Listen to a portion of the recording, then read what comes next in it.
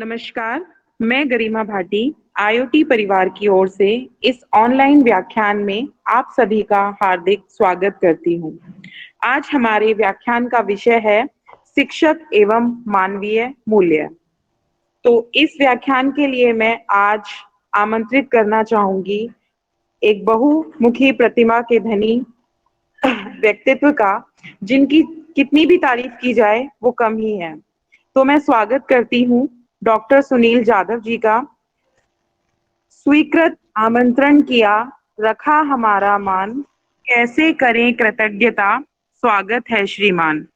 Doctor Sunil Jadhav जी, आपका स्वागत है। जी जी नमस्कार। वैसे तो आपके परिचय को शब्दों में बांधना थोड़ा मुश्किल है, लेकिन फिर भी मैं हमारे विद्यार्थियों को आपका संक्षिप्त परिचय देना चाहूंगी।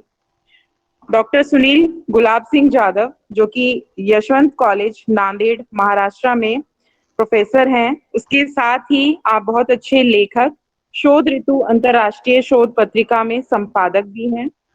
आपकी 20 से अधिक पुस्तकें प्रकाशित हैं, जिनमें से मैं बंजारा हूँ, मैं भी इंसान हूँ, भ्रूण, सच का एक टुकड़ा, एक कहानी ऐसी भी, त्रिधारा, गोधड़ी आदि जो हैं वो मुख्य हैं। आपने Uzbekistan, UAE, Cambodia, Vietnam, Thailand, Indonesia, Mauritius आदि देशों में अंतर्राष्ट्रीय हिंदी सम्मेलन और कवि सम्मेलनों में भी सहभागिता की है। आपको 20 से अधिक जो है राष्ट्रीय एवं अंतर्राष्ट्रीय पुरस्कार भी मिल चुके हैं। और आपका जो है, आप ब्लॉग और वेबसाइट जो है अपने फेसबुक चैनल पर, यूट्यूब चैनल पर भी ब्लॉग्स चलाते हैं, जिसके आपके 2.5 मिलियन से भी ज्यादा आपके सब्सक्राइबर्स हैं। तो अब मैं आपका हार्दिक स्वागत करती हूँ। बहुत बहुत धन्यवाद Garima ji. Institute of teacher education Faridabad में आपने मुझे आमंत्रित किया, बहुत बहुत धन्यवाद। और जहाँ विद्वत अध्यापक होते हैं तो उनके छात्र भी विद्वत होते हैं, इसमें कोई शक नहीं होता है। और ऐसे जो है शिक्षक और मानवीय मूल्य नाम से गरिमा जी ने हमें दिया। आपके इंस्टीट्यूट के प्राचार्य सुनीता अरोड़ा जी, वो भी ज्वाइन हो गए।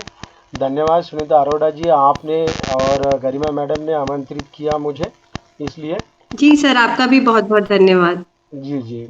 एक बहुत अच्छा विषय है शिक्षक और मानवीय मूल्य। और जब बीएड में छात्र पढ़ाई करता है, शिक्षक बनने वाले छात्र हैं आपके पास, तो उनके लिए मुझे लगता है कि इससे बेहतरीन विषय और क्या हो सकता है कि इस विषय को लेकर, मानवीय मूल्य को लेकर चर्चा की जाए, क्योंकि शिक्षक के जीवन में मूल्य का बहुत बड़ा महत्वपूर्ण योगदान होता है। शिक्षक को मूल्य को आत्मसात करना पड़ता है, उसे अंगीकृत करना पड़ता है और उसे समाज में पदार्पण करना पड़ता है। शिक्षक का जीवन कोई सामान्य जीवन नहीं होता है। बहुत बार कहा जाता है कि शिक्षक का वैयक्तिक पर्सनल जीवन होता है, उसमें दखल अंदाजी करने का कोई अधिकार नहीं है किसी को। किंतु शिक्षक का एक ऐसा पेशा है जिसको जब हम ग्रहित करते या हम जब चुनते हैं, तो उसी समय यह तय हो जाता है कि हमको मानवीय मूल्य को अपनाना है, आत्मसात करना है और इस पेशे में पदार्पण करना है। क्योंकि यहाँ गुरु को हमारे भारतीय परंपरा में ईश्वर से ज़्यादा महत्व दिया गया है। कबीर जैसा संत हम देखते हैं, उनकी पंक्ति हम देखते हैं कि उनसे एक सवाल पूछा गया कि आपको, आपके सामने अगर शिक्षक और ईश्वर दोनों खड़े हैं, तो आप सबसे पहले किसके चरण स्पर्श आप करना पसंद करोगे? तो कबीर ने स्पष्ट कहा कि मैं शिक्षक के चरण स्पर्श करूंगा, गुरु के चरण स्पर्श करूंगा, क्योंकि गुरु ही एक ऐसा माध्यम है जो ईश्वर तक पहुंचा सकता। अगर गुरु ही नहीं है तो वो शिक्षक, वो स्टूडेंट, वो छात्र जो है वो ईश्वर को, अर्थात कि लक्ष्य तक कैसे पहुंच पाएगा? इसी लक्ष्य या ईश्वर से ज़्यादा महत्वपूर्ण गुरु है। वो कबीर की पंक्ति बड़ी अच्छी है, गुरु गोविंद दोऊ खड़े, काके लागो पाए, बलिहारी आपने जिन गोविंद दियो बताए। बहुत अच्छी पंक्ति मुझे लगी। जब हम किसी विषय को लेकर बात करते हैं, खासकर बीएड के छात्रों को यह सिखाया भी जाता है कि उस शीर्षक का स्पष्टीकरण भी करना चाहिए, शीर्षक के शब्द का स्पष्टीकरण भी करना चाहिए। मुझे लगता है कि जब हम बात करते हैं तो शोधपूर्ण रिसर्च करके बात करते हैं। तो जब शोधपूर्ण रिसर्च करके बात की जाती है, तो इस आधार पर शब्द का विश्लेषण भी करना होता है।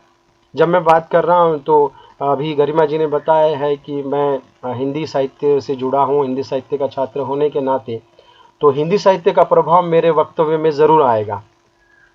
तो यहाँ मैं कह रहा था कि शिक्षक और मानवीय मूल्य में 3 शब्द आ जाते हैं, एक शिक्षक, दूसरा मानवीय और तीसरा मूल्य। तो तीनों शब्दों को भी थोड़ा सा हम जानकर आगे बढ़ते हैं तो वो शीर्षक की सार्थकता होगी, उस विषय की, उस परिकल्पना की, जिसे हम हाइपोथेसिस कहते हैं, उसकी सार्थकता होगी। मानवीय शब्द मानव से बना, मानवीय, मानव में ईय प्रत्यय लगकर मानवीय बना। मानवीय मतलब के लिए। अब यहाँ के लिए मूल्य को हमने लिया तो ये मानवीय मूल्य है। तो मानव सामान्य रूप में, मैं कोई बहुत बड़ी सी भयानक परिभाषा करके छात्रों को डराना पसंद नहीं करता हूँ। अपनी कक्षा में भी जब मैं पढ़ाता हूँ तो बड़ी सरल परिभाषा करना पसंद करता हूँ। मानव जिसे हम स्त्री पुरुष कहते हैं, ये स्त्री पुरुष जब समाज में रहते हैं और स्त्री और पुरुषों से मिलकर समाज बनता है और इस समाज का वैश्विक रूप वह मानव कहलाता है, मानव जाति कहलाती है। इस मानव जाति को या इस मानव को उर्दू में इंसान कहेंगे हम, या मानवीयता को इंसानियत कहेंगे। हिंदी संस्कृत में मानवीयता कहेंगे या मानवीय कहेंगे, अंग्रेजी में ह्यूमैनिटी कहेंगे। तो ये मानव है और इस मानव के कल्याण के लिए जो अच्छी बातें होती है, उन अच्छी बातों को जब मानव स्वीकृत करता है, अर्थात कि समाज जब स्वीकृत करता है तो वो मूल्य कहलाते हैं। मेरा मानना है कि मूल्य ये कोई अचानक उत्पन्न हुआ और मूल्य चारों तरफ फैल गया, मूल्य नहीं होता है। मूल्य को विश्लेषित करने से पहले थोड़ा सा शब्द की ओर ध्यान देते हैं। मूल्य जिसे अंग्रेजी में हम वैल्यू कहेंगे, हिंदी में मूल्य के साथ हम कीमत कहेंगे, मराठी में भी कीमत कहते हैं। कीमत उसकी होती है जो कीमती होता है, जो मूल्यवान होता है। अब ये मूल्य किसका लगाया जाता है? ये वस्तु, पदार्थ, द्रव्य, जमीन, कुछ भी हो सकता है। ये मूल्यवान हो सकता है, ये कीमती हो सकता है और हम उसकी कीमत चुकाकर उसको खरीदते हैं क्योंकि वो मूल्यवान है, इसीलिए हम उसे कीमत देकर खरीदते हैं। इसलिए वो कीमती है या उसकी कीमत है या उसका मूल्य है। ये तो वह वस्तु खरीद फरोख्त में, लेकिन समाज में मूल्य होते हैं और समाज में जो है उसके कल्याण के लिए, समाज को स्वस्थ एवं सुदृढ़ बनाने के लिए, सुचारू रूप से चलाने के लिए कुछ अच्छी बातें होती है। वास्तव में अच्छी बातें ही मूल्य कहलाते हैं। कोई बहुत भयानक परिभाषा मैंने नहीं की, डरावनी परिभाषा, बड़ी सरल परिभाषा है। अच्छी बातें मूल्य कहलाती है, बहुत सरल परिभाषा। तो जो समाज के लिए अच्छा है, समाज उसे स्वीकृत करता है। मैंने जैसे कहा कि मूल्य कोई आज जन्म लिया और तुरंत फैल गया, ऐसा नहीं होता है। मूल्य को बनने के लिए कई सालों का समय लगता है। मूल्य किसी व्यक्ति के आचरण से उत्पन्न होगा। अब ये कोई व्यक्ति महान व्यक्ति हो सकता है, जैसे महात्मा गौतम बुद्ध हो सकते हैं, महावीर वर्धमान हो सकते हैं। महात्मा गौतम बुद्ध ने समस्त विश्व को करुणा का, शांति का संदेश दिया। केवल संदेश नहीं दिया, आत्मसात किया, आचरण के जरिए उन्होंने समस्त विश्व को संदेश दिया। महावीर वर्धमान में अहिंसा परमो धर्म का संदेश दिया, यानी अहिंसा समस्त जीवन, सारे जीवन में उन्होंने अहिंसा का आचरण, उन्होंने उसका पालन किया। लोग इसे देखते हैं और जब लोग देखेंगे सामने वाले व्यक्ति में कि वो शांति का पालन कर रहा है, वो शांति का पालन करते हुए संदेश दे रहा है, वह अहिंसा का पालन करते हुए संदेश दे रहा है, उसके शरीर को देखकर, उसके आचरण को देखकर व्यक्ति क्या करता है, अरे ये तो अच्छी बात है, इसे मुझे स्वीकृत करना चाहिए। दूसरा व्यक्ति उसे स्वीकृत करता है, फिर दूसरे व्यक्ति से तीसरा व्यक्ति, तीसरे से चौथा व्यक्ति, इस तरह से संपूर्ण समाज उस अच्छे बात को जिसे हम स्वीकृत कर रहे हैं वो फिर मूल्य बन जाता है, मूल्यवान बन जाता है। शांति मूल्यवान बन गया, अहिंसा मूल्यवान बन गया। सत्य हरिश्चंद्र का जीवन आप देखिएगा। हरिश्चंद्र जी ने, जिनका राजपाट छीन लिया गया, जिनकी पत्नी, जिनके पुत्र छीन लिए गए, लेकिन आजीवन सत्य बोलते रहे। सत्य बोलने का नतीजा ये हुआ कि राजपाट, पत्नी और बच्चे तीनों को छीन लिया गया और उन्हें दर दर भटकना पड़ा, दुख को भोगना पड़ा, लेकिन सत्य के मार्ग को उन्होंने नहीं छोड़ा। इसका नतीजा ये हुआ कि अंत में उन्हें वापस मिल जाता है सब कुछ, राजपाट, पत्नी, बच्चे सब मिल जाते हैं। तो ये संदेश जब समाज में गया, समाज ने जब देखा कि सत्य हरिश्चंद्र का चरित्र जब पढ़ते हैं कि मुझे भी ऐसा ही सत्य के मार्ग पर चलना चाहिए, तो वो सत्य को स्वीकृत करता है। एक व्यक्ति, दूसरा, तीसरा और संपूर्ण समाज में ये अच्छी बात स्वीकृत हो जाती है और वो मूल्य बन जाता है। तो इसलिए मैंने कहा कि समाज द्वारा जो अच्छी बात स्वीकृत होती है वो मूल्य कहलाते हैं। अच्छी बात जो स्वीकृत होती है वह मूल्य कहलाता है। तो ऐसे कई अच्छी बातें थी समाज में, ये कई सालों से आचरण के माध्यम से आई, समाज ने उसे स्वीकृत किया और वो मूल्य बनते चले। ये मूल्य कभी आरंभिक दौर में ये अलिखित मूल्य हुआ करते थे। बाद में जब लेखन कार्य शुरू हुआ, अर्थात कि वेद काल में जो पुस्तकें लिखी गई वो वेद कहलाए। जो धार्मिक पुस्तकें लिखी गई आरंभ में, साथ में ही युद्ध शास्त्र हो, राजनीति शास्त्र हो, सौंदर्य शास्त्र हो, आयुर्वेद हो, संख्या शास्त्र हो, बहुत सारे साहित्य में विपुल मात्रा में साहित्य हमारे पास लिखा गया। यही कारण है कि विश्व के छात्र हमारे यहाँ पर नालंदा, तक्षशिला जैसे यूनिवर्सिटीज में लाखों की तादाद में पढ़ने के लिए आया करते थे। खैर, मैं उस ओर नहीं जा रहा हूं। तो यहां मैं बोल रहा था कि समाज जो है मूल्यों को स्वीकृत करता है। तो ये जो मूल्य है वो मूल्य कोई अचानक उत्पन्न नहीं होता है और समाज द्वारा स्वीकृत होने के बाद वो मूल्य बन जाता है और हमारे समाज में ये मूल्य इस तरह से आगे बढ़ते गए।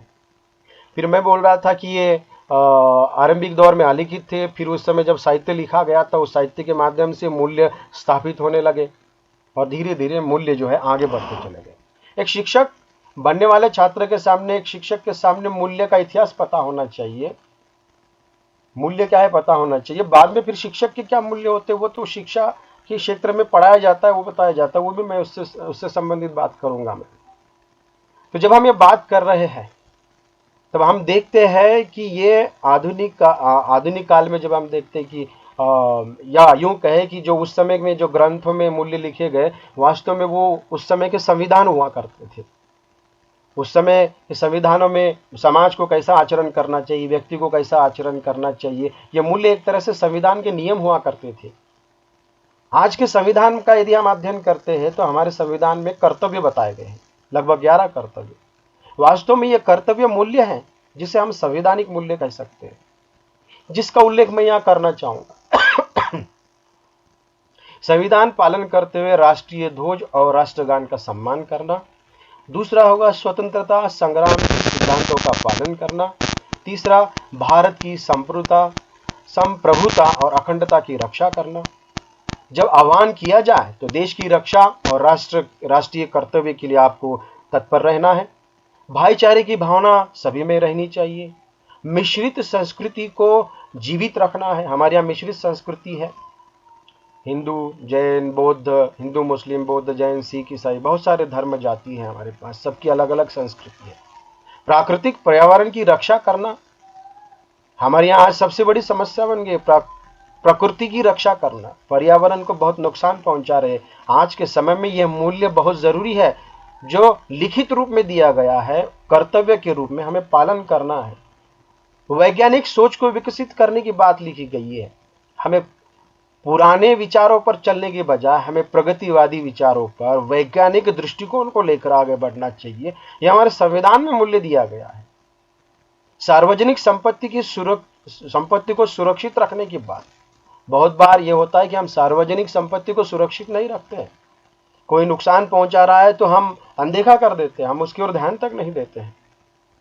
उत्कृष्टता के लिए हमेशा प्रयास करते रहना चाहिए, ऐसा संविधान के कर्तव्य में लिखा गया है। और अंतिम जो जोड़ा गया था उसमें सभी माता पिता और अभिभावकों की जिम्मेदारी है कि वे अपने 6 से 14 साल के बच्चों को स्कूल में भेजें। शिक्षा अनिवार्य कर दिया गया, यानी पढ़ना एक मूल्य बन गया है।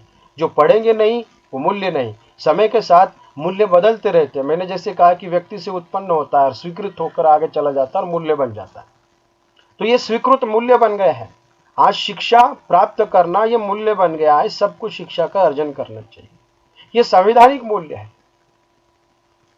संवैधानिक मूल्य से मुझे फिर लगता है कि प्राचीन मूल्य कौन से थे। छात्रों के मन में यह प्रश्न जरूर आया होगा, जिज्ञासा उत्पन्न हुई होगी। मुझे लगता है कि फिर उस प्राचीन मूल्य को लेकर भी थोड़ा सा बात होना चाहिए। प्राचीन समय में जब मूल्य निर्माण किए जा रहे थे, उस समय कुछ ऐसे मूल्य जिसके बारे में यहाँ पर मैंने जब शोध कर रहा था तो मुझे मूल्य मिले हैं। वो वर्णाश्रम व्यवस्था, तात्कालीन समय में वर्णाश्रम व्यवस्था को बनाया गया था, आश्रम व्यवस्था को बनाया गया था। समाज को सुचारू रूप से चलाने के लिए वर्ण बनाए गए, ब्राह्मण, क्षत्रिय, वैश्य, शूद्र। खैर, इस पर मैं ज्यादा बात नहीं करना चाहूंगा। आश्रम व्यवस्था बनाई गई थी। आश्रम व्यवस्था में बाल आश्रम व्यवस्था, गृहस्थ आश्रम व्यवस्था, उसके बाद वानप्रस्थ आश्रम, संन्यास आश्रम, इस तरह की आश्रम व्यवस्था बनाई गई थी कि बच्चा जब उसको 21 साल तक पढ़ाई करना है, 21 साल के बाद उसको अर्थोपार्जन करना है और उसके विवाह करके जीवन जीना है। और जब अंतिम समय आता है, बुढ़ापे की ओर जब बढ़ता है, तो उसको संन्यास धारण करना है और फिर वानप्रस्थ आश्रम की ओर चले जाना है। उस समय पुरुषार्थ नामक एक मूल्य बताया गया। पुरुषार्थ, आज भी पुरुषार्थ को लेकर साहित्य में बहुत कुछ लिखा गया है। आज भी कहा जाता है कि पुरुषार्थ को लेकर सभी व्यक्ति को पुरुषार्थ करना चाहिए। यहाँ आवाज आ रही है, यदि बंद हो जाए रजनी जी की। हाँ, तो यहाँ पुरुषार्थ की बात हो रही। पुरुषार्थ जिसे हम धर्म, अर्थ, काम, मोक्ष कहते हैं। जी बेटा, आप म्यूट करिए। मैं आपको म्यूट कर रही हूँ, बच्चे रजनी सो रहे हैं। जी, रजनी जी की आवाज आ रही है, रजनी प्रजापति। हाँ, तो पुरुषार्थ में जिसमें धर्म, अर्थ, काम, मोक्ष है। धर्म, अर्थ, काम, मोक्ष में धर्म का अर्थ होता है कर्तव्य, कर्तव्य का पालन करना। अब उस समय, समय के साथ परिभाषा ये, जिसे अंग्रेजी में कहेंगे अपडेट, अपडेट होते रहती है। मूल्य कभी नष्ट नहीं होते, वो अपडेट होते जाते हैं।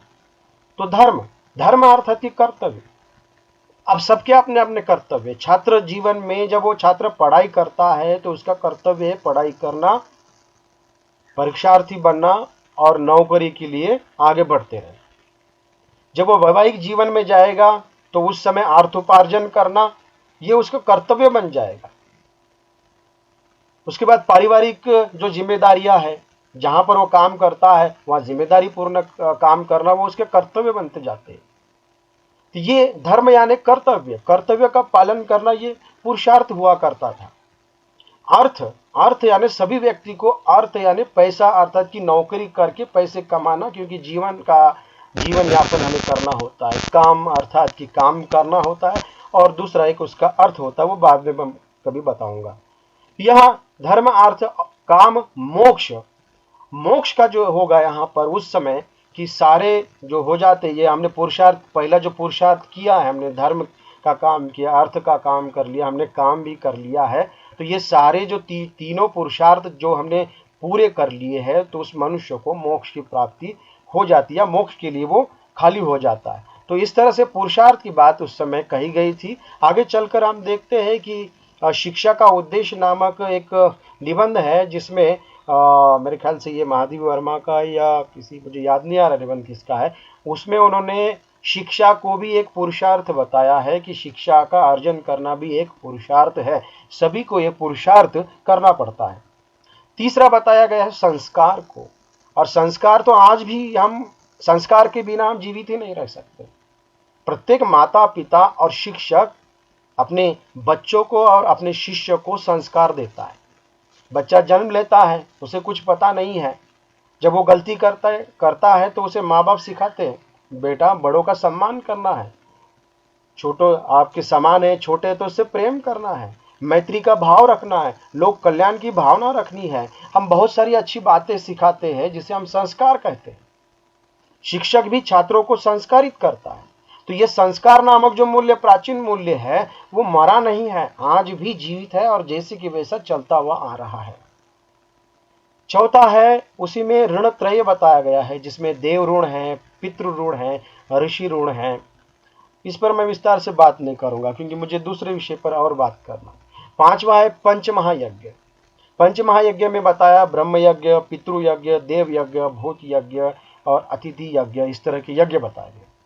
अब इसको यदि वर्तमान से जोड़ा जाए, क्योंकि मैंने कहा कि समय के साथ मूल्य अपडेट होते हैं, बदलते रहते हैं, तो ये उसमें ब्रह्म यज्ञ ने क्या, उस समय वेद का पाठ करने के लिए स्टूडेंट को, छात्रों को कहा जाता था ताकि उनकी स्मरण शक्ति बढ़े, उनकी बुद्धि तेज हो, अर्थात कि अध्ययन करने के लिए कहा जाता था। आज भी छात्रों को हम कहते हैं कि आप हर रोज पढ़ाई करो, पढ़ने से बुद्धि तेज होती है, पुस्तक से बड़ा मित्र इस दुनिया में कोई नहीं है, तो अध्ययन करना बड़ा जरूरी है। पितृयज्ञ जिसमें तर्पण करना, श्राद्ध करना वगैरह, देव यज्ञ में हवन करना, इसे मैं नहीं बताऊंगा। भूत यज्ञ जिसे अन्नदान कहा जाता है, पशु पक्षी मनुष्य जो गरीब है उसको अन्नदान करना, हमारे यहाँ दान का बड़ा महत्व है। आप भोजन कर रहे हैं, घर पर कोई मांगने के लिए आता है, खासकर गांव में आप देखेंगे, आप घर में किसी गरीब के घर में, गांव में आता है कोई मांगने के लिए, अगर उसके घर में कुछ नहीं है और उसकी थाली में खाना है, बस उतना ही है, मांगने के लिए आता है तो अपनी थाली का खाना उसको वो दे देगा, अन्नदान कर देगा, क्योंकि ये हमारे यहाँ परंपरागत रूप में मूल्य को हमने आत्मसात कर लिया है। हम अतिथि यज्ञ जिसमें अतिथि का सत्कार करते, अतिथि देवो भव के रूप में हम उसे मानते। अतिथि ईश्वर के रूप में कभी भी किसी भी समय आ सकता है, ये हमें संस्कारित रूप में बचपन से हमें ये मूल्य रूप में मिला हुआ, अतिथि देवो भव के रूप। ऐसे ही और प्राचीन मूल्य हैं जो आज तक चलते आए हैं, और इस संपूर्ण विश्व को भारत ने ये मूल्य दिए हैं, ये हमारे लिए बड़े गर्व की बात है। वसुदेव कुटुंबकम, विश्व का ऐसा कौन सा देश है जिसमें वसुदेव कुटुंबकम जैसा मूल्य दिखाई देता है। वसुदेव कुटुंबकम का अर्थ क्या है, संपूर्ण धरती हमारा परिवार है और हम उस परिवार के सदस्य हैं। तो इस परिवार में फिर यहाँ पेड़ पौधे पशु पक्षी, प्रत्येक देश का व्यक्ति, स्त्री पुरुष, ये सभी एक परिवार है और हम उसके सदस्य हैं। तो हम संपूर्ण सृष्टि को, विश्व को एक परिवार के रूप में देखने की बात कहते हैं और इसे हम अंगीकृत करते हैं, हमें ये सिखाया जाता है, ये मूल्य दिया जाता है और शिक्षक को ये मूल्य पता होना चाहिए। दूसरा एक मूल्य जिससे हमारे जीवन की शुरुआत होती है, सत्यम शिवम सुंदरम। हमारे यहाँ सत्यम शिवम सुंदरम की बात की जाती है कि सत्य के मार्ग पर चलना चाहिए। घर में माता पिता बच्चों को बचपन से सिखाते हैं, बेटा हमेशा सच बोला करना। महात्मा गांधी जी जब उसने चोरी की थी, जब पकड़े गए, उन्हें कहा कि जीवन में हमेशा सच बोला करो। उस दिन उन्होंने कसम खाई और जीवन भर वो सच बोलते रहे। ये स्टोरी हमें आज भी सुनाई जाती है। क्यों सुनाई जाती है? क्योंकि उस मूल्य को आचरण में उन्होंने लाया था। सत्य से हमारी शुरुआत होती है।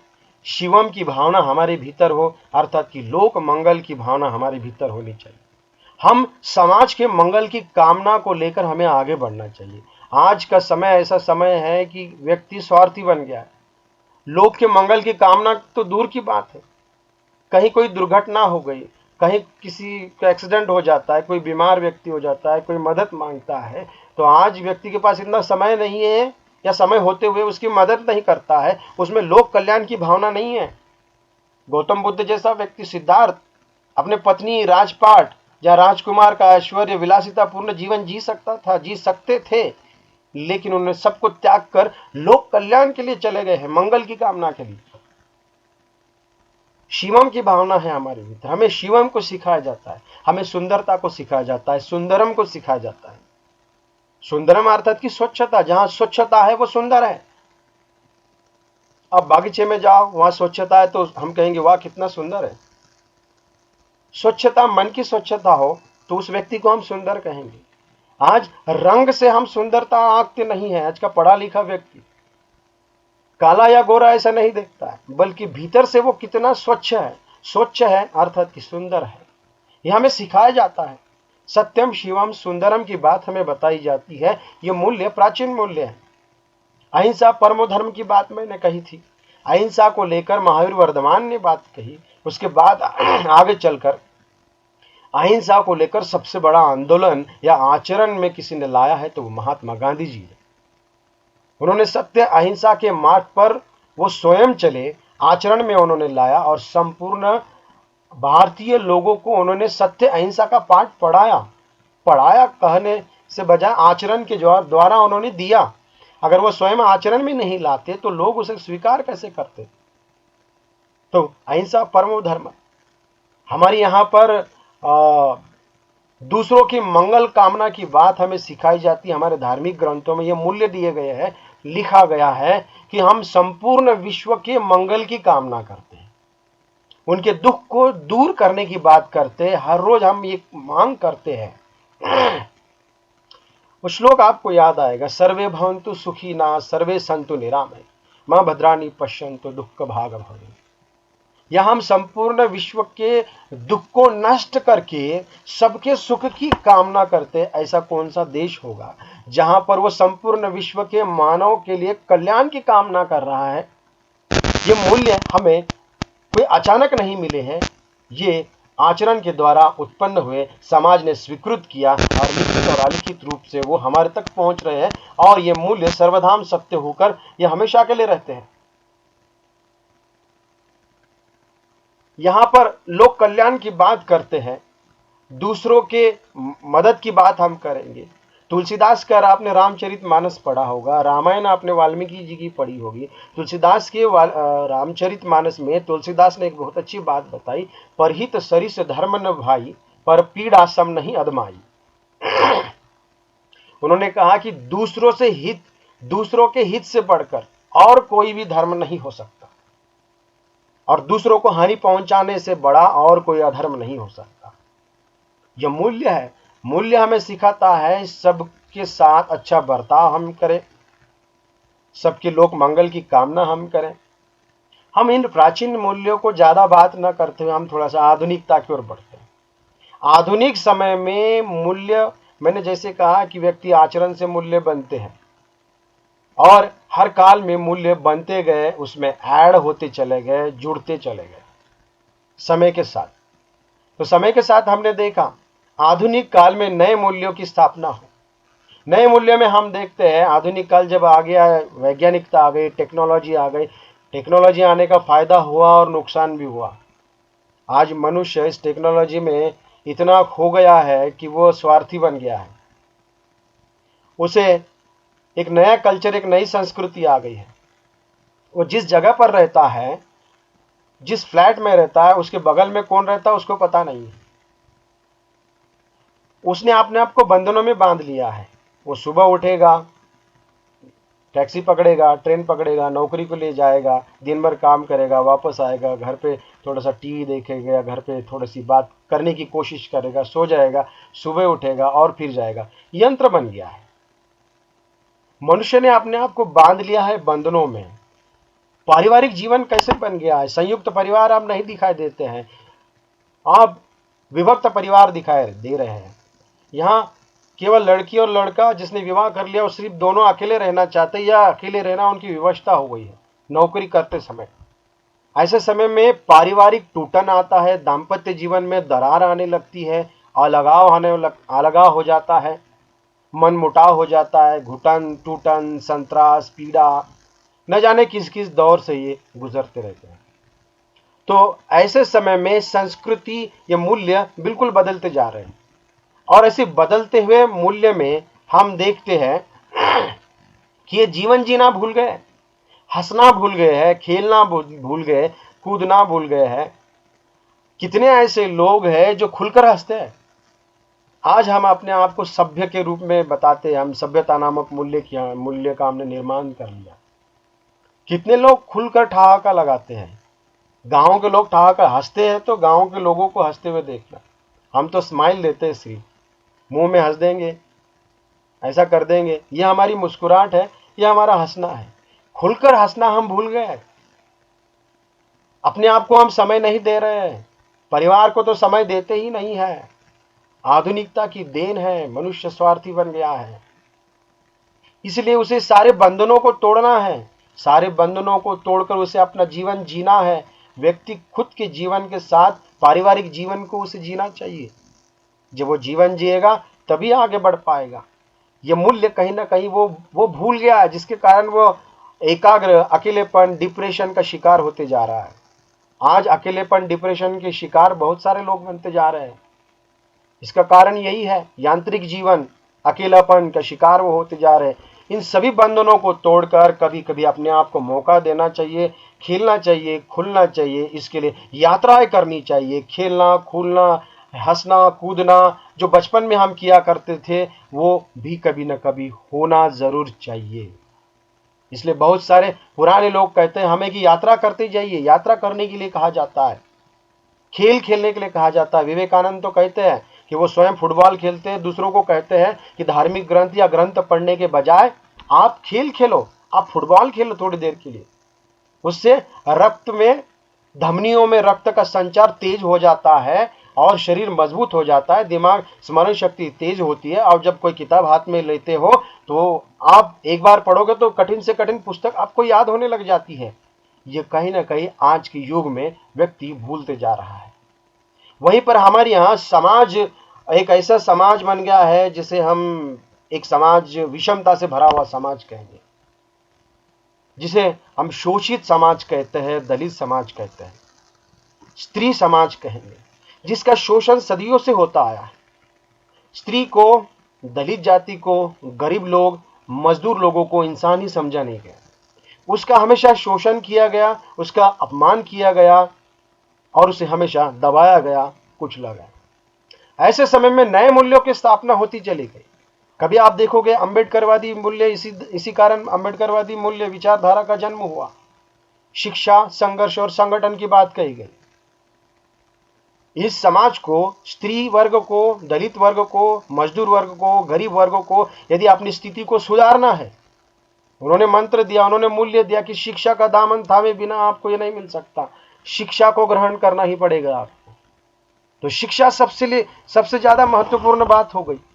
शिक्षा ग्रहण कीजिए, संगठित बनिए और जो चाहिए उसके लिए संघर्ष कीजिए, तब वो आपको मिलेगा। ये आधुनिक मूल्य बनते हैं। मैं इन आधुनिक मूल्य के बाद और कुछ जो अच्छे मूल्य हैं उसे लेकर मैं बात करूं। शिक्षकों को लेकर हम मानवीय और मूल्य, इसी को लेकर अब तक बात कर रहे थे। अब थोड़ा सा शिक्षक की ओर आते हैं। जब शिक्षक का नाम लिया जाता है तो उसके सामने शिक्षा, विद्या और छात्र, तीन शब्द जुड़ जाते हैं। बहुत बार शिक्षा और विद्या को एक कर दिया जाता है, एक समझा जाता है, जबकि शिक्षा और विद्या में अंतर है। विद्या अर्थात कि ज्ञान, और शिक्षा उस विद्या को देने की व्यवस्था होती है और इस व्यवस्था को देने का माध्यम शिक्षक होता है और वह उस ज्ञान को शिक्षा रूपी व्यवस्था के माध्यम से शिक्षक छात्र तक पहुंचाने का काम करता है। तो वो ज्ञान पहुंचाने का काम शिक्षक करता है, इसलिए शिक्षक की सबसे बड़ी भूमिका होती है। मैंने आरंभ में कहा कि इसीलिए शिक्षक को सबसे महत्व भारत में दिया जाता है, उसे ईश्वर से ज्यादा महत्व दिया जाता है। मैंने कबीर का भी उदाहरण दिया कि कबीर को पूछा गया कि ईश्वर और गुरु दोनों सामने खड़े, तो दोनों में सबसे ज्यादा महत्व आप किसको दोगे? उन्होंने कहा कि मैं गुरु को दूंगा, क्योंकि गुरु एक ऐसा माध्यम है जो लक्ष्य तक पहुंचने का पहुंचाता है या ईश्वर तक पहुंचाता है। तो गुरु का स्थान हमारे देश में बहुत बड़ा है, बहुत महत्वपूर्ण है। यूं कह सकते हैं ये पुण्य और पवित्र कर्म है। जो शिक्षक बनता है वह हमेशा जवान रहता है, यह मैं कहना चाहूंगा। आप भले आपका शरीर कितना भी बूढ़ा हो, लेकिन छात्र आपके सामने हमेशा जवान रहते हैं, और जो जवान लोगों में हमेशा रहता है और ज्ञान का दान करता है, उसकी बुद्धि और उसका शरीर, वो मन से हमेशा जवान ही रहेगा। इसलिए शिक्षक का कर्म बड़ा पवित्र कर्म होता है। तो शिक्षक के कुछ कर्तव्य होते हैं, कुछ मूल्य होते हैं, उस मूल्य पर थोड़ा सा हम चर्चा करते हैं। इस शिक्षक को मूल्य से युक्त, आचरण से युक्त जीवन जीना पड़ता है। आचरण को लेकर मैं एक बात कहना चाहूंगा। हमारे यहाँ पर एक हिंदी साहित्य में सरदार पूर्ण सिंह का आचरण की सभ्यता नामक एक निबंध है। उसमें आचरण को लेकर बहुत अच्छी बात वो बताते हैं कि प्रकृति का भी अपना आचरण है, सबका अपना अलग अलग आचरण होता है। प्रकृति में पत्ते झड़ जाते हैं, फिर नए पत्ते आते हैं, हरी भरी प्रकृति हो जाती है, पेड़ पौधे झरने बहने लग जाते हैं, पशु पक्षी गीत गाने लगते हैं, लोग वसंत उत्सव मनाते हैं, होली का उत्सव मनाते हैं, खुशियां मनाते हैं। प्रकृति भी मैत्री का निर्माण करती है अपने आचरण के जरिए। उसी प्रकार से मनुष्य भी अपने आचरण के जरिए मित्रता का निर्माण कर सकता है, लोगों पर प्रभाव डालने का काम कर सकता है, क्रोधी व्यक्ति का क्रोध शांत कर सकता है, सामने वाले व्यक्ति का मैल दूर कर सकता है। आचरण के जरिए शिक्षक का आचरण कुछ ऐसा होना चाहिए जिस आचरण को देखकर सामने वाले पर उसका प्रभाव पड़े। शिक्षक के पास दो आंखें होती है, वो सामने के छात्रों को देखता है, लेकिन शिक्षक को देखने वाली हजारों आंखें होती है। शिक्षक बोलता कैसा है, चलता कैसा है, वो करता क्या है, वो कपड़े कैसे पहनता है, किसके साथ बात करता है, कहाँ घूमता है, सब पर छात्रों की, स्टूडेंट्स की नजर होती है। यदि शिक्षक मूल्यों को आचरण में लाता है और सुबह उठने से लेकर रात सोने तक वो मूल्य का आचरण करता है तो छात्र पर उसका सकारात्मक प्रभाव पड़ेगा। यदि वो मूल्य का आचरण नहीं करता है और कुछ ऐसा शिक्षक बन जाता है, मैंने देखे हैं ऐसे कुछ शिक्षकों को जो कहीं पर आपको सिगरेट बीड़ी पीते हुए दिखाई देंगे, कहीं तंबाकू गुटखा खाते हुए दिखाई देंगे, कहीं पर शराब पीता हुआ दिखाई देगा। इसका मतलब ये हो गया कि वो शिक्षक हो सकता है उसके लिए कक्षा में अनुकरणीय हो, तो ऐसे समय में वो कह रहे ये तो मेरे शिक्षक कर रहे हैं, मैं क्यों नहीं करूंगा। उसे देखकर वो भी शराब पीना चाहेगा, वो भी सिगरेट पीना चाहेगा, गुटखा खाना चाहेगा, तंबाकू खाना चाहेगा, वो बिल्कुल उसी तरह से उसका अनुकरण करना शुरू कर देता है। इसलिए शिक्षक को अपने आचरण पर बड़ा महत्व देना पड़ता है, देना चाहिए, क्योंकि शिक्षक का जीवन जब हम चुनते हैं, इसका मतलब अब इसके बाद का जीवन शिक्षक का नहीं होता है, वो समाज का जीवन हो जाता है, समाज के प्रति समर्पित हो जाता है। इसलिए शिक्षक का आचरण पूरी तरह से बदल जाता है, उसमें सारे अच्छे गुणों को उसे स्वीकृत कर लेना पड़ता है। साथ ही शिक्षक को कर्तव्य के प्रति बड़ा ईमानदार होना चाहिए। जब कक्षा पे वो आएगा तो 5 मिनट पहले कक्षा के बाहर खड़ा होना चाहिए, कक्षा समय पर छोड़ना चाहिए, छात्रों के सारे सवालों के जवाब उसे देना चाहिए, छात्रों के साथ कभी भी किसी प्रकार का कोई भेदभाव उसे नहीं करना चाहिए। ये किसी जाति का है, गरीब है, ऊंच नीच है, इस तरह का भेदभाव उसमें कहीं नहीं होना चाहिए। भेदभाव करने वाला शिक्षक कभी भी प्रिय नहीं हो सकता, अल्पकाल के लिए प्रिय हो सकता है, लेकिन भेदभाव करने वाला शिक्षक कभी भी प्रिय नहीं हो सकता। कर्तव्य के प्रति जो ईमानदार व्यक्ति है, शिक्षक है, वह हमेशा अनुकरणीय होता है, और अनुशासन का पालन करने वाला जब हो तो बड़ा ही अनुकरणीय होता है। ऐसा शिक्षक आपको डांट दे, उस समय आपको गुस्सा आएगा, लेकिन वो डांटने वाला शिक्षक आपको कुछ सालों के बाद मिलता है तो आप उसके चरण स्पर्श करोगे, क्योंकि उसने ही आपको सही मार्ग बताया। और जो चापलूसी करता है, जो गुटभेद किया करता था, उस व्यक्ति, उस शिक्षक को आप नमस्ते तक करना पसंद नहीं करोगे। तो अनुशासन बड़ी चीज है। यहां उसमें लोक कल्याण की भावना हो, दूसरों की मंगल कामना करने की भावना हो। केवल 4 दीवारी के भीतर शिक्षक का कर्तव्य केवल उस छात्रों को पढ़ाने तक सीमित नहीं रहता। मैंने पहले कहा कि वो समाज का, देश का बन जाता है तो संपूर्ण देश के लिए उसे वो सिखाना पड़ता है। उसका जीवन आदर्श और प्रेरणादायी बनना चाहिए। मैंने एक जगह पढ़ा था, एक बहुत अच्छी बात मुझे लगी, इससे पहले भी आपने कहीं पढ़ी होगी, सुनी होगी, वही बात मैं आपके सामने दोहराता हूं। एक शिक्षक, छात्र शिक्षक है, अपने गुरु के पास जाता है, जिसकी उम्र लगभग 60-70 साल हो गए, रिटायर्ड होकर, शायद 10-12 साल कुछ हो गए होंगे, उसको 10 साल हो गए होंगे, तो लगभग 70 साल की उम्र हो गई उसकी। और छात्र जो शिक्षक बन गया है वो उनके पास जाता है, मिलता है, सर मैं रमेश हूँ, आपका शिष्य हूँ।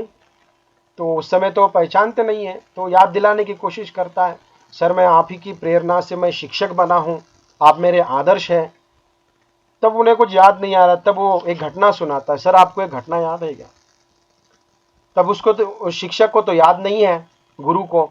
तब वो रमेश सारी घटना सुनाता है। सर एक बार जब कक्षा में हम बैठे हुए थे तो कक्षा में रमेश नाम का छात्र आया, उसके हाथ में एक घड़ी थी और वो बड़ी महंगी घड़ी थी, बड़ी महंगी वाली घड़ी पहन के आया। उसे देखकर मुझे ऐसा लगा कि काश ये घड़ी मेरे पास होती। और जब मध्यांतर हुआ, इंटरवल हुआ, वो अपनी घड़ी अपने बैग में रखकर चला गया। तो मैंने वो घड़ी बैग से निकाली और अपने जेब में डाल ली। वापस आकर महेश ने देखा कि अरे अपनी घड़ी तो नहीं है। तब उसने मास्टर जी के पास, शिक्षक के पास शिकायत कर दी आपके पास। तब आपने सारे छात्रों के जेबों की तलाश लिया। आपने कहा कि खड़े हो जाओ, आंखें बंद करो, आंखों पर पट्टी बंधवाई और सबकी जेब आपने चेक किए। जैसे जैसे आप मेरी तरफ आगे बढ़ रहे थे, मेरा दिल धड़क रहा था। आत्महत्या करने के विचार मेरे मन में जागृत हो गए थे। तब ऐसे समय में आपने मेरे जेब में हाथ डाला और हाथ डालकर वो घड़ी आपने निकाल ली और आगे बढ़ गए और प्रत्येक छात्र का जेब आपने चेक किया और सबको अंत में कहा कि अब अपनी पट्टियां निकालो। और महेश को कहा कि ये आपकी घड़ी है और दूसरी बात, कक्षा में महंगी घड़ी मत लाना। उसी छात्रों को डांटा जिसने घड़ी लाई थी, जिसने चुराया उसको नहीं डांटा। इसका प्रभाव उस रमेश पर पड़ा कि गुरु हो तो ऐसा हो। अगर आज उन्होंने मुझे चोर साबित कर दिया होता तो जीवन बदल जाता, आत्महत्या कर लेता या कुछ और होता। उसे लगा कि शिक्षक हो तो ऐसा हो, मैं अपने जीवन में शिक्षक बनूंगा। वो तय कर लेता है, कहता है इसीलिए मैं शिक्षक बना। तब गुरु कहते हैं अच्छा तो वो तुम ही चोर थे। इस पर और भी आश्चर्यचकित हो जाता है शिष्य रमेश। इसका मतलब आपको पता नहीं था कि मैं चोर हूं? हाँ, मैंने उस समय अपने भी आंखों पर पट्टी बांध ली थी। तो ये बात और भी प्रभाव डालने वाली सिद्ध हुई। अर्थात कहने का तात्पर्य यह है कि शिक्षक का जीवन आदर्श और प्रेरणादायक हो। शिक्षक को देखने के बाद शिष्य को लगे कि मुझे भी इस शिक्षक के जैसा बनना है। देश प्रेम की भावना उसमें होनी चाहिए, क्योंकि वो शिक्षक, जब वो, मैंने पहले ही कहा कि शिक्षक का जब वो चुनाव करता है पेशे का, तो वो किसी एक का नहीं रह जाता, समाज का, देश का बन जाता है। तो देश प्रेम की भावना उसमें होनी चाहिए। जैसे कि चाणक्य का नाम सभी ने सुना है आपने। चाणक्य उस समय तक्षशिला के गुरु शिक्षक हुआ करते थे प्राचीन काल में। और उस समय मगध का राजा नंद हुआ करता था, बड़ा अन्यायी और अत्याचारी, ऐशोआराम विलासिता से जीवन जीने वाला हुआ करता था, ऐसा किताबों में लिखा गया है। तो ये उस समय सिकंदर ने आक्रमण किया, झेलम नदी के पास आ गया है, किसी भी समय वो आ सकता है। तब ये ऐश्वर्य विलासिता में डूबा हुआ नंद है और चाणक्य जाकर उसे समझाता है कि सिकंदर नजदीक आ गया है, आप इस नशे से बाहर निकलिए, राज्य की रक्षा कीजिए। उसने कहा जब वो आएगा तब देखेंगे। तब चाणक्य को बड़ा गुस्सा आया। अपने देश के प्रति सोचने वाला एक शिक्षक देखिएगा, राजा को जाकर बता रहा है, लेकिन राजा नहीं सुन रहा है। तब ऐसे इसमें वो कसम खाता है कि मैं अपनी चोटी तब तक खुली रखूंगा जब तक मैं इस नंद को सत्ता से हटा नहीं देता। तब वह कहीं पर एक ऐसा छात्र ढूंढता है जहां कहीं गिल्ली डंडा या कुछ खेल खेल रहा है। मटमैला काला सा एक स्टूडेंट उसे मिल जाता है, छात्र मिलता है, वो होता है चंद्रगुप्त। उसे वो सारी विद्याओं में पारंगत करता है, शक्तिशाली, मजबूत बनाता है, सारी विद्या सिखा देता है और चंद्रगुप्त को ऐसा व्यक्ति बनाता है, वह नंद की सत्ता को पलट देता है और पलटकर चंद्रगुप्त सम्राट बन जाता है और सिकंदर को वहां से जाने के लिए विवश कर देता है और बाद में सिलिकस को पराजित कर देता है। हम देखते हैं चंद्रगुप्त जैसा महान व्यक्ति जब शिक्षक बना सकता है, सत्ता में परिवर्तन लाने की उसमें क्षमता है, तो आज के शिक्षक में ये बात होनी चाहिए, जहां गलत हो रहा है उसे डांटना चाहिए, वहां पर उसका विरोध करना चाहिए।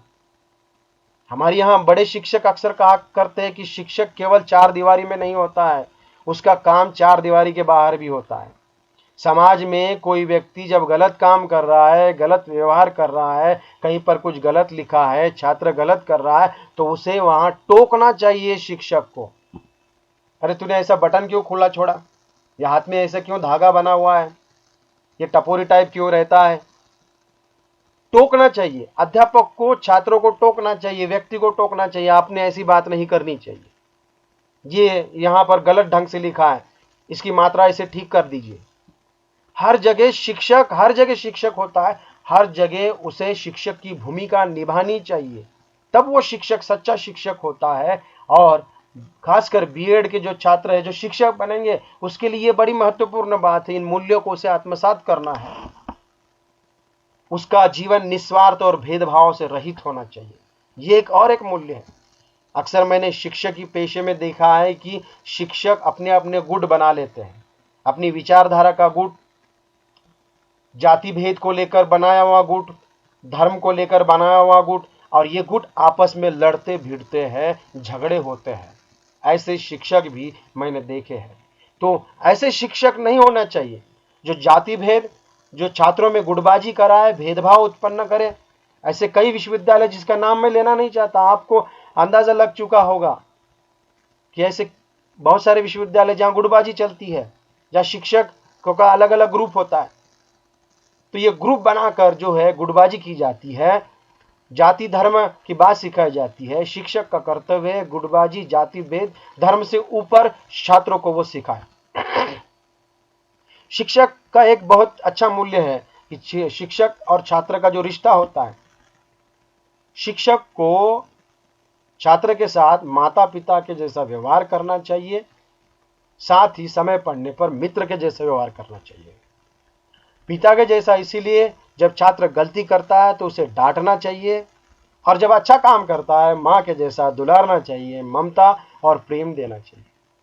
और छात्र का अपना वैयक्तिक जीवन होता है, अक्सर हम उसकी ओर ध्यान नहीं देते हैं। तब ऐसे समय में उसके साथ मैत्रीपूर्ण व्यवहार करना चाहिए। मैत्रीपूर्ण व्यवहार से बहुत सारी समस्याओं का समाधान होता है। छात्रों को बहुत सारी समस्याएं होती है, अक्सर अचानक वो कक्षा में क्रोधित होता है, चिल्लाने लगता है, या कक्षा में कुछ ऐसा गड़बड़ करता है, आपको पढ़ाने नहीं देगा। हम उसे डांटते कि ये छात्र ऐसा क्यों कर रहा है, डांट कर उसे बाहर निकाल देते हैं, लेकिन ये सोचते नहीं कि ऐसा क्यों कर रहा है, इसके पीछे का कारण क्या है, इसकी साइकोलॉजी क्या है। इसे ढूंढना बहुत जरूरी है। अगर हम ये ढूंढते वो सच्चा शिक्षक होगा। शिक्षक केवल चार दीवारी के भीतर नहीं, चार दीवारी के बाहर भी उसका काम है। मैंने भी देखा, अक्सर देखते रहते हैं। एक उदाहरण मैं देना चाहूंगा। एक छात्र कक्षा में शिक्षक के सामने शराब पीकर आया। अब शराब पीकर आने के बाद शिक्षक को गुस्सा है कि कक्षा में छात्र शराब पीकर कैसे क्या आ सकता है, ये तो बहुत बड़ी गलत बात है। तो शिक्षक को गुस्सा आया और उसको डांट कर उसको कक्षा से बाहर निकाल दिया।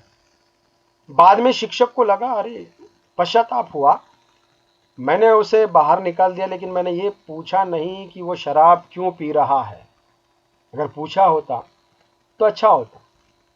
इसलिए कक्षा छूटने के बाद वो शिक्षक उस छात्र को मिलता है, मैत्रीपूर्ण व्यवहार करता है, और मैत्रीपूर्ण व्यवहार का नतीजा ये होता है, उससे पूछता है कि आखिर शराब पीने का कारण क्या है। तब वो बताता है कि मैं जिससे प्रेम करता हूं वो किसी अन्य लड़के से प्रेम करती है, और वो लड़का मेरा मित्र है। अब बड़ी समस्या आ गई। अब इसी कारण जो है वो शराब पी रहा है। उसका दोस्त जो उसका घनिष्ठ मित्र है, वो उस लड़की के कारण वो दूर चला गया है, और ये लड़का उस लड़की से प्रेम करता है, जिसके कारण उसे शक हो रहा है कि वो उससे भी प्रेम करती है, तो इसलिए वो शराब पी रहा है। तो ये बात जब शिक्षक को पता चलती, तब शिक्षक क्या करता है, उस लड़की को बुलाता है और लड़की को बुलाकर समझाता है कि ऐसी ऐसी घटना हो गई, वो शराब पी रहा है। इसे कुछ ऐसी तरकीब सोचो कि ये समस्या का समाधान हो। तब उस लड़की छात्र ने कहा कि सर आप ही मुझे बताइए। तब शिक्षक ने बताया। शिक्षक ने कहा कि ऐसा करना, उन्हें बताना कि मैं तुम दोनों से प्यार करती हूं, लेकिन दोनों में जिसे सबसे पहले नौकरी लगेगी मैं उसकी हो जाऊंगी, बस इतना कह देना। बिल्कुल छात्रा ने वैसा ही किया। दोनों को बुलाया, मीटिंग ली, दोनों लड़कों को कहा कि मैं दोनों से प्यार करती हूँ, सच सच बता रही हूँ, लेकिन मैं दोनों की तभी हो, दोनों में किसी एक की हो सकती हूँ, लेकिन तभी हो सकती हूँ जब दोनों में से कोई सबसे पहले जिसको नौकरी लग जाएगी। दोनों में कंपटीशन लगा दिया। देखते ही देखते दोनों में कंपटीशन लग गया, और फर्स्ट ईयर में सेकंड ईयर में दोनों मेरिट आते चले गए। देखते देखते उनकी शिक्षा पूरी हुई, दोनों को नौकरी लग गई और समझदार बन गए। समझदार बनने का नतीजा ये हुआ, लड़की की शादी किसी तीसरे व्यक्ति से हो गई, और ये जो दोनों लड़के थे इनमें अभी वो कोई इंटरेस्ट नहीं था। अब वो समझदार हो चुके थे, और इन दोनों ने उन लड़की का धन्यवाद ज्ञापन किया, अगर तुमने इसमें से बाहर नहीं निकाला होता तो ना हम मेरिट आते और ना हमें नौकरी लगती। तो शिक्षक गाइडेंस, शिक्षक का मार्गदर्शन कितना महत्वपूर्ण होता है। दायरे के बाहर जाकर मार्गदर्शन करना, अगर मार्गदर्शन नहीं करते तो ऐसे ही शराब में पड़ा होता, लड़की की जिंदगी या लड़की कुछ भी हो सकता था, किसी की भी जिंदगी बर्बाद हो सकती थी, वो मेरिट नहीं आ सकता था, कहीं पर बेरोजगार भटकता। शिक्षक का कर्तव्य जो है वह दायरे के बाहर भी होता है। तो यहाँ शिक्षक को चार दीवारी के बाहर जाकर भी अपना कर्तव्य पूरा करना होता है। ऐसे बहुत सारे मूल्य हैं। मैं इन मूल्यों को मैं ज्यादा खींचतान के नहीं बताना चाहूंगा। मैं आखिरी बिंदुओं की ओर बढ़ता हूं, स्टूडेंट्स की ओर, छात्रों की ओर जाना चाहूंगा कि छात्र के भी कुछ अपने मूल्य होते हैं जिसे कर्तव्य भी कहा जाता है। उन मूल्यों का पालन छात्रों को करना चाहिए, उसे आत्मसात करना चाहिए। छात्रों को लेकर प्राचीन काल में एक बात कही गई थी, काक चेष्टा बको ध्यान श्वान निद्रा तथेवच्च अल्पहारी गृह त्यागी विद्यार्थी पंच लक्षणम। पांच लक्षण बताए, पांच मूल्य बताए। क्या है कि छात्र में पांच मूल्य कौन से होने चाहिए, पांच लक्षण कौन से होने चाहिए। काक चेष्टा होनी चाहिए, उसमें कौवे के जैसी होनी चाहिए। कौवा बड़ा चंचल होता है, आप जाइए कहीं कौवा बैठा है, जैसे ही आहट मिलती है कौवा वहां से फुर्र से उड़ जाता है, आपको दिखेगा तक नहीं। बड़ा चंचल होता है, उसकी नजर चारों तरफ होती है। काक के जैसी चेष्टा होनी चाहिए। और छात्र में बको ध्यान है, अपने बगुले की तरह ध्यान मुद्रा होनी चाहिए, एकाग्रता होनी चाहिए। बगुला कभी आपने देखा होगा तालाब के किनारे जब वो मछली पकड़ता है, एक पैर पर खड़ा होके वो साधना कर रहा है, शायद उसे ताड़ासन कहेंगे आप। बराबर एकाग्र चित्त होकर तब तक वो खड़ा रहता है जब तक मछली आ नहीं जाती। और जब वो वार करता है तो बिना खाली वार वापस आ ही नहीं सकता, उसकी चोंच में मछली आएगी, मतलब जरूर आएगी और मछली को पकड़ता है। उसकी जैसी एकाग्रता उसमें होनी चाहिए। इसका मतलब ये हुआ कि जो हम अध्ययन कर रहे हैं, जिसको हम हासिल करना चाहते हैं, वो उस एकाग्रता से, उस ध्यान से हमें वह प्राप्त हो सकता है जिस तरह से उस बगुले को प्राप्त हो गया। छात्र की नींद श्वान की तरह यानी कुत्ते की तरह होनी चाहिए। कुत्ते की नींद देखिएगा बड़ी चंचल होती है, थोड़ी सी आहट पाता है कि झट से उड़ जाता है और अपनी कर्तव्य के प्रति बड़ा ईमानदार हो जाता है, भौंकना शुरू कर देता है। यहां उसकी जैसी निद्रा, छात्र की निद्रा उसकी जैसी होनी चाहिए, झट से उठने की निद्रा। ऐसा नहीं कि आलस से उसमें हो, छात्र में आलस से बिल्कुल नहीं होना चाहिए। इसीलिए कहा कि श्वान की निद्रा, श्वान की जैसी निद्रा उसमें होनी चाहिए। अल्पहारी हो। अल्पहारी का मतलब ये नहीं कि बहुत कम खा लिया जाए, जितना शरीर के लिए आवश्यक है उतना भोजन करना चाहिए, अनावश्यक भोजन से बचना चाहिए, ज्यादा भोजन नहीं करना चाहिए। और ज्यादा भोजन का नतीजा क्या होगा, शरीर थुलथुला होगा, जिससे मस्तिष्क सुस्त हो जाएगा, शरीर सुस्त हो जाएगा, दिमाग काम नहीं करेगा। इसलिए अल्पाहारी होने से शरीर स्वस्थ रहेगा, शरीर में भोजन पचन हो जाएगा और दिमाग भी तेज चलेगा। इसलिए छात्र जीवन में अल्पाहारी होने के बाद उस समय प्राचीन मूल्य में बात कही गई थी, यहाँ गृह त्यागी की बात कही गई। ऐसे पांच जो है गृह त्याग की बात, ये उस समय के मूल्य है, आज भी ये अपडेट करके जो है उसे हम स्वीकृत कर सकते हैं। यहाँ शिक्षा का उद्देश्य को लेकर भी थोड़ा सा हम बात कर लेते हैं। शिक्षा का उद्देश्य क्या है, सर्वांगीण विकास करना। यहाँ ये उद्देश्य मानो मूल्य है, शिक्षा के अपने मूल्य है। छात्रों का सर्वांगीण विकास करना वो उसका मूल्य हो जाता है। समाज के प्रति छात्रों को संवेदनशील बनाना, और संवेदनशील बनाने का काम शिक्षक शिक्षा के माध्यम से विद्या छात्रों तक पहुंचा कर करता है। समाज के प्रति संवेदनशीलता का निर्माण शिक्षा करता है। देश प्रेम की भावना वो जगाता है, नैतिकता की भावना को वो जगाता है, सत्य को जगाने का काम करता है। अहिंसा, मैत्री, लोक कल्याण के जैसे मूल्य शिक्षा के माध्यम से छात्रों तक पहुंचाने का काम शिक्षा अपनी व्यवस्था के जरिए करता है और इसे पहुंचाने का माध्यम शिक्षक करता है।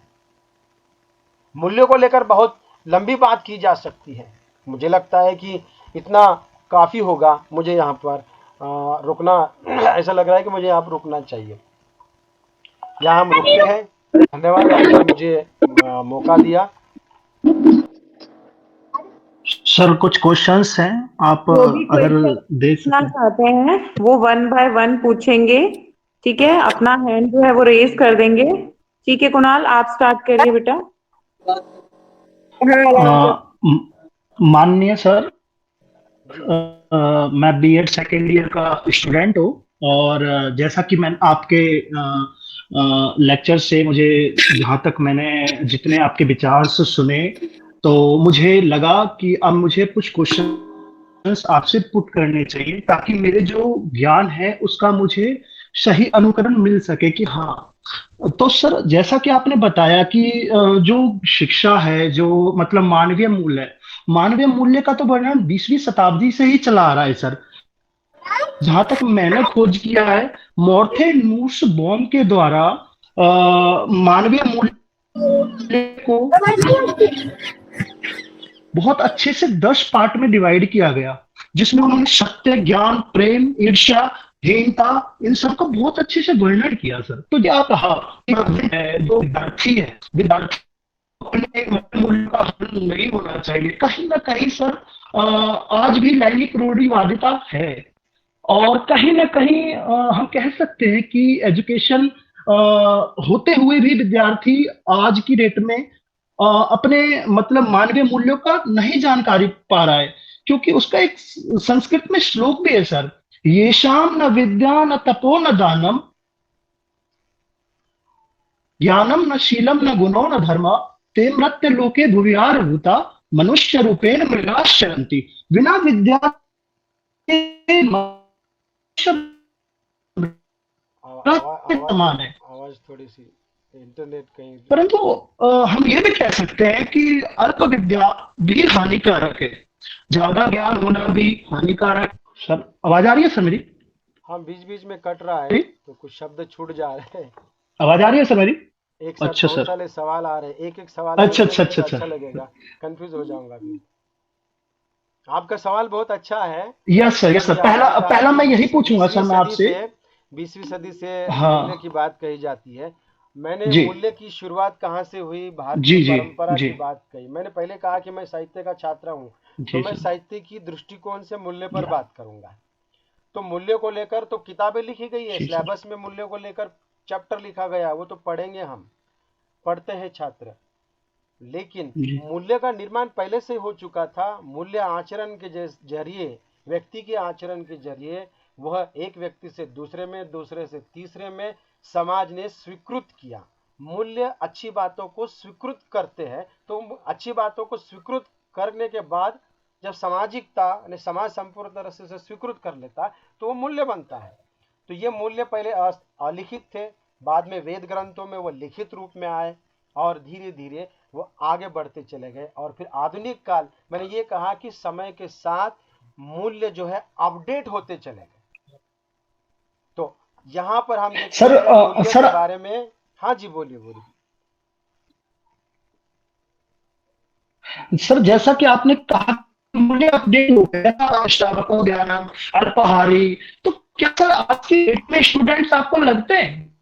जहाँ तक मैं सर्वे किया हूँ, 70% स्टूडेंट को कह सकता हूँ, ठास मतलब एक तरह से ये भी है आधुनिक काल में, हाथ थुल थुल गोड़ थुल थुल थुल थुला सारा बदन, ठास भोजन श्वास निद्रा विद्यार्थी पंच लक्षणम। आधुनिक काल के स्टूडेंट आजकल कुछ इसी तरह से हैं। कहीं ना कहीं सोशल मीडिया भी इसका जिम्मेदार है सर। कहीं ना कहीं हमारी सोसाइटी भी कहीं ना कहीं जिम्मेदार है सर। कहीं ना कहीं हमारे मतलब अल्प नॉलेज भी कहीं ना कहीं जिम्मेदार है सर। कहीं ना कहीं हमारी भाषा भी जिम्मेदार है। जैसा कि आपके मतलब कि हमें पता चला है कि आप एक लेखक भी हैं, तो आपने कहीं ना कहीं हिंदी की आलोचना भी सुनी होगी सर। और जी इसके साथ कहीं ना कहीं हम अपने हिंदी के साथ साथ अपनी संस्कृति को भूलते जा रहे हैं। संस्कृति का, संस्कृत को बोलने में अगर हमने 4 लाइन अगर संस्कृत बोल दी तो सीधे कहते हैं कि मतलब पंडित है। भले पूजा पाठ हम पंडित से कराएंगे, बट अपनी संस्कृति को कहीं ना कहीं हम भूलते जा रहे हैं, वेस्टर्न कल्चर की तरफ जाते जा रहे हैं। बट वेस्टर्न कल्चर के लोग हमारी संस्कृति को ले रहे हैं। कहीं ना कहीं हमारे मानवीय मूल्यों का तो हनन। बिल्कुल, ये मैंने कहा ना, इसमें मीडिया बहुत बड़ी इसमें मीडिया ने गड़बड़ कर दिया है। मैंने मेरे व्याख्यान में ये बात इसमें इस बात को मैंने स्पष्ट किया कि आधुनिकता आने के बाद, मीडिया आने के बाद, टेक्नोलॉजी आने के बाद व्यक्ति में जहाँ ये अच्छी बातें आई वहीं पर गलत बातें भी आ गई है, यानी गुण आया तो वहाँ दोष भी आ गए। और इसका परिणाम क्या हुआ वो हमने देखा विस्तार से व्याख्यान में। मीडिया ने सबसे बड़ी भूमिका निभाई, जिस कारण जैसे कि आपने थुलथुले वाली बात, बहुत अच्छी बात बताई, पैरोडी बनाई, बहुत अच्छी, सही सही मायने में देखा जाए तो आज के छात्र यस ऐसे सर, बनते जा रहे हैं। यही मैक्सिमम कारण है सर, कि आज के बिल्कुल व्याख्यान बिल्कुल सर। इस मूल्य, ऐसे मूल्य को लेकर जितने व्याख्यान होते रहेंगे उतना छात्रों में जागृति होगी। और सबसे बड़ी जिम्मेदारी बीएड करने वाले, जो शिक्षा के क्षेत्र में बीएड कर रहे छात्र, इनकी सबसे बड़ी जिम्मेदारी होती है, क्योंकि आगे चलकर ये शिक्षक बनने वाले हैं। प्रत्येक शिक्षक इन मूल्यों को अभी से आत्मसात कर ले। और जैसे मैंने कहा कि जी शिक्षक सर, की भूमिका केवल चार दीवारी के भीतर नहीं है, चार दीवारी के बाहर है। शिक्षक जब वो पेशा चुनता है तो वो केवल उसका खुद का नहीं रहता, वो समाज का, देश का बन जाता है। तो देश के प्रति उसका कर्तव्य बनता है प्रत्येक जगह उसको टोकना चाहिए जहां गलत हो रहा है। हमारे यहाँ पर गुरुद्वारा है, गुरु गोविंद सिंह जी का यहाँ पर। तो यहाँ हम गुरुद्वारे में जब जाते हैं तो हम अगर सर पर रुमाल वगैरह नहीं लेते तो वहाँ टोका जाता है, अरे रुमाल लीजिए आप। अगर हम थोड़ा और जाएंगे, जेब में हाथ डालकर थोड़ा सा स्टाइल से घूम रहे हैं, कोई ना कोई व्यक्ति आएगा, टोकेगा, हाथ निकालिए, आप नीचे हाथ रखिए। आप कुछ तंबाकू वगैरह है, निकाल के बाहर जाइए, आपको रुमाल पहनना पड़ेगा, सारे रूल्स फॉलो करने पड़ेंगे। इसका मतलब क्या है, शिक्षक की भूमिका केवल चार दीवारी में नहीं है, आपको हर जगह टोकना पड़ेगा, तब जाकर व्यक्ति में अनुशासन का निर्माण होगा।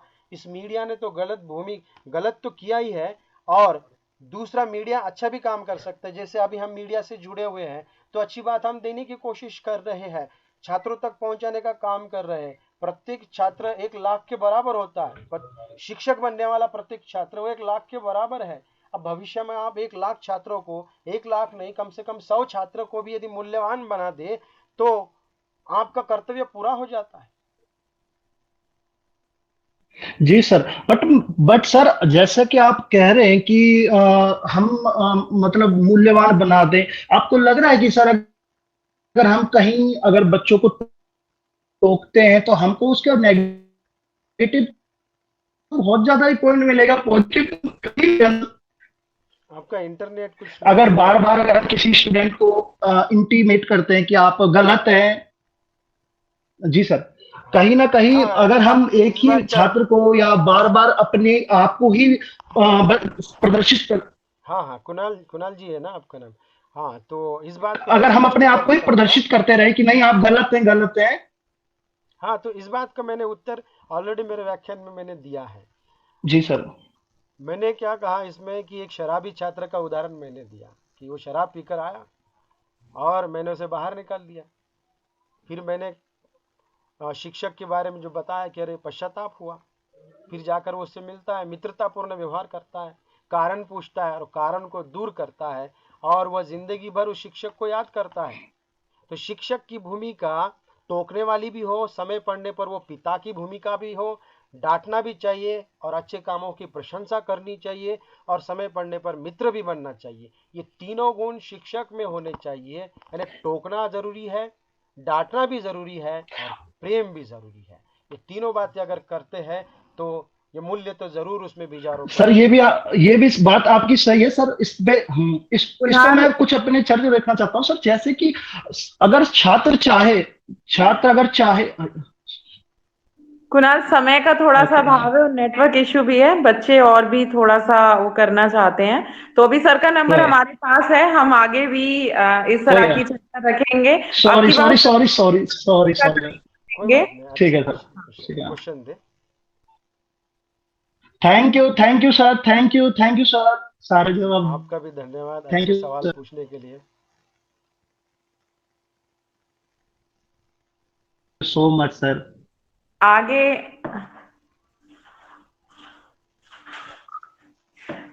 अब आगे मैं हमारे कॉलेज की प्राचार्य डॉक्टर सुनीता